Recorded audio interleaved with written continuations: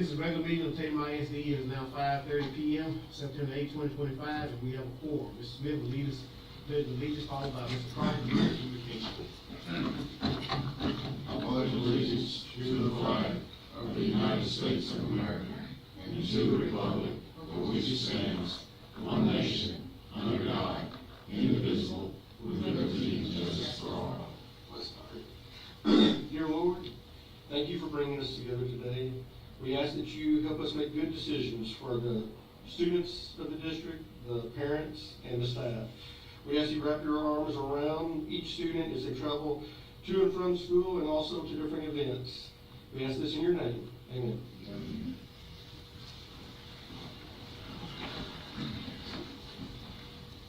Do you have someone give us up for the quorum? Yes, sir.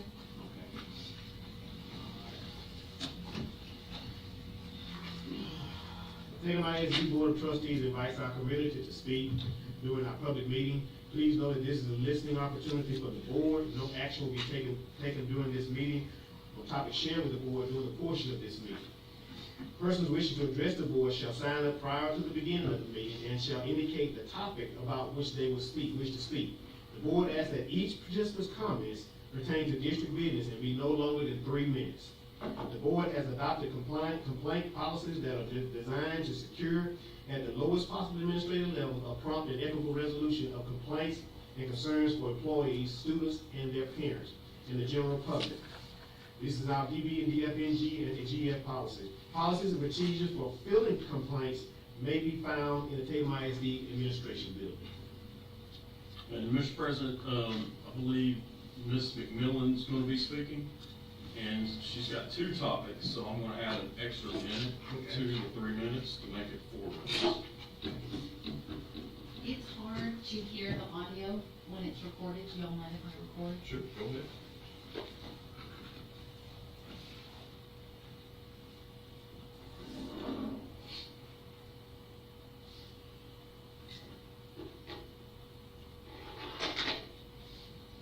Since my son Kason can't talk, I'm speaking on his behalf. My question for last meeting on the 25th was, it was hard to hear the issue about parents' grievance policy. It was hard to hear what that verdict was that y'all were saying. Can we get a little explanation over what that grievance policy was? We can give you a copy of the tape. That might help. I heard, but you can't hear the audio when y'all go back and read it and listen to it? Okay. It says we're gonna shorten the grievance. That's all we hear, something about Gotcha. 90 days, there's a bunch of muffling, so Gotcha. I would like some clarity over what the grievance is trying to I can get you that. change. Thank I you can for get that. you that. Okay, well, that's all it was for the grievance Okay. last week. So, moving forward, my question is when the Mutual of Omaha student insurance began. Okay, because we've had a lot of students not have this insurance policy that parents are supposed to take out covered under Tatum ISD.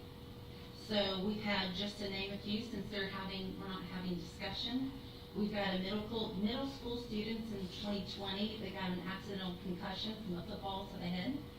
We have a high school athlete who was playing a volleyball tournament, actual in tournament, and had her surgeries assisted. We've had a postseason, our newest one was a postseason hip surgery, off season, not injury related. My son was transferring from one class to another when floors were being waxed, slipped, fell, I'm sure everyone's seen the video at this point, broke his femur in his hip socket. And there is zero accountability on Tatum's behalf.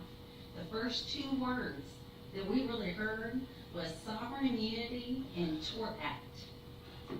However, there is, and to answer my question earlier, when did Omaha Mutual, when Tatum adopted that? That was in 2010. Okay, so for 15 years, we've had a lot of students covered that didn't have our Mutual of Omaha, that were athletes and also just students, because they're students before they're athletes. They don't make the grade, they don't play the game. So in our tort act, under the Texas Civil Practice Remedies Code, if we need to go to 101.0215, it does talk about the waiver. And in this Tort Act waiver, it discusses personal injury caused by a condition or use of real property being the land and anything attached to it or erected upon it. Premise defects, including slippery floors in a building.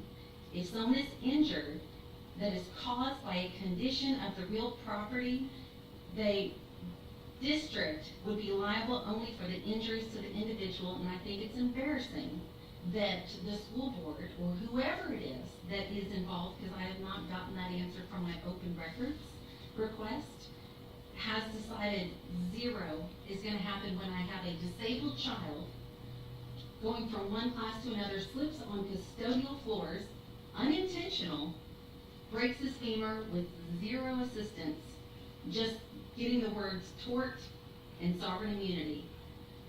Y'all have my kid and my kid's safety. I can't get into the building. I can't get anywhere to my child. I got a nonverbal child that had a major injury. I needed to know how he fell. Your videographer failed my kid so that we could properly have this nonverbal child taken care of emergently. That was the end of my 4 minutes. I would ask that y'all reconsider completely dismissing this disabled child. Thank you. What was that at the end, I'm sorry? The tort or which part? The part when you had asked what at the end? That y'all would reconsider not even offering to pay any out-of-pocket or anything. All we originally asked was to help with the out-of-pocket. He's got great insurance. Help with the out-of-pocket. Let the insurance cover the age of 20. No reason that there shouldn't have at least been a discussion. So, that's what I wanted to discuss with the board. Thank you.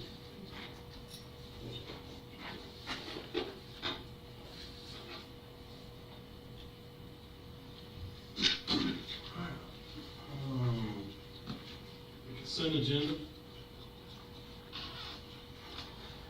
I need a motion to approve the consent item as presented. Minutes of the regular board meeting of August 11, 2025. Minutes of special board meeting August 25th, 2025, and amendments to the student code of conduct. Mr. President, I so move. A motion by Mr. Smith. Second. Second by Mr. Williams. All in favor? All opposed? None motion carries.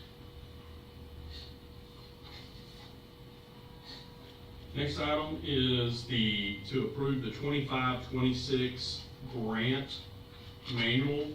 This is something that we do every single year. The only thing that changed in the grant manual was that we put our counselors in charge of ESL, and in the past, it has been Ms. Hopkins at the high school kind of overseeing that. We think this is a better way to keep an eye on our ESL students.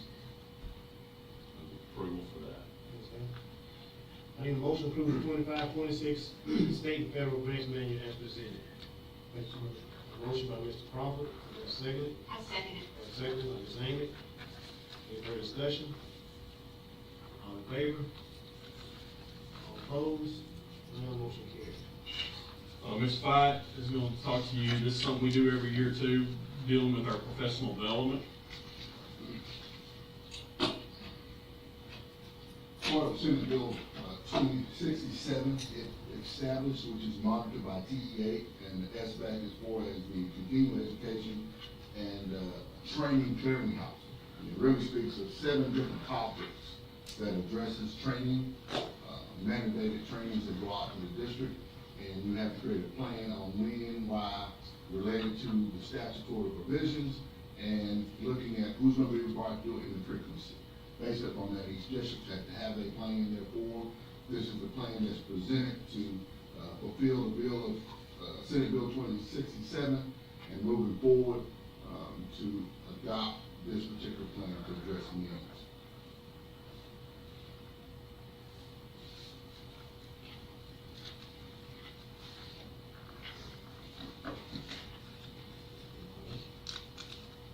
I need a motion to approve the SB 1267 professional development clearinghouse as presented. Mr. President, I so move. A motion by Mr. Williams, I second that. and a second by Mr. Smith. Any further discussion? All in favor? All opposed? None, motion carries.